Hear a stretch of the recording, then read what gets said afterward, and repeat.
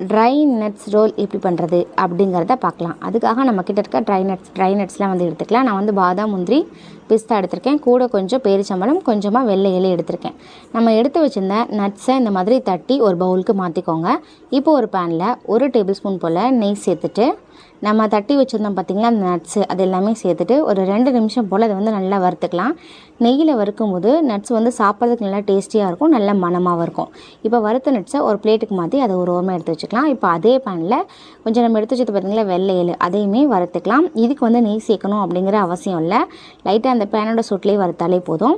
இப்போ நான் ஸ்வீட்டுக்கு வந்து பார்த்திங்க அப்படின்னா பேரிச்சம்பழம் தான் எடுத்திருக்கேன். நம்ம எடுத்து வச்சிருந்த பேரிச்சம்பழத்தை மிக்ஸியில் சேர்த்துட்டு நல்லா அரைச்சி எடுத்துக்கலாம். இப்போ அரைச்சி எடுத்த இந்த பேரிச்சம்பழ பேஸ்ட்டை நெய் சேர்த்துட்டு லைட்டாக ஒரு 2 நிமிஷம் போல் நல்லா வறுத்துக்கணும்.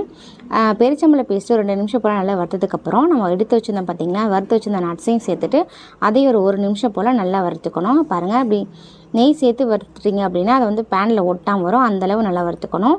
இப்போ ஒரு பிளேட்டில் நெய் அப்ளை பண்ணிவிட்டு நம்ம வறுத்து வச்சுருந்தோம் பார்த்திங்களா அந்த பேரிச்சம்பழம், நட்ஸு அது எல்லாமே சேர்த்துட்டு இந்த மாதிரி ரோல் பண்ணி எடுத்துக்கோங்க. இந்த ரெசிபி வந்து பார்த்திங்க அப்படின்னா செய்யறது வந்து ரொம்ப ஈஸிங்க, ரொம்ப ஹெல்த்தியான ரெசிபி.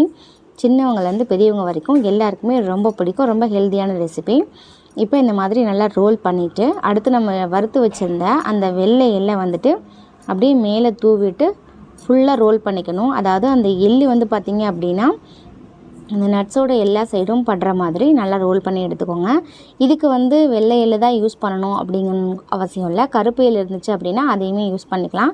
எள்ளு வந்து சேர்த்து நம்ம பண்ணும்போது சாப்பிட்றதுக்கு அவ்வளோ டேஸ்டியாக இருக்கும். அவ்வளோதான், நம்ம ரெடியான இந்த நட்ஸ் ரோலை இந்த மாதிரி சின்ன சின்ன பீஸாக கட் பண்ணிவிட்டு இதை அப்படியே ஸ்டோர் பண்ணி வச்சு 1 மாதம் வரைக்கும் கெட்டு போகாதுங்க, சர்வ் பண்ணிக்கலாம். இது வந்து செய்கிறது ரொம்ப ஈஸி, ரொம்ப டேஸ்டியாக இருக்கும். ட்ரை பண்ணி பாருங்கள். தேங்க்யூ.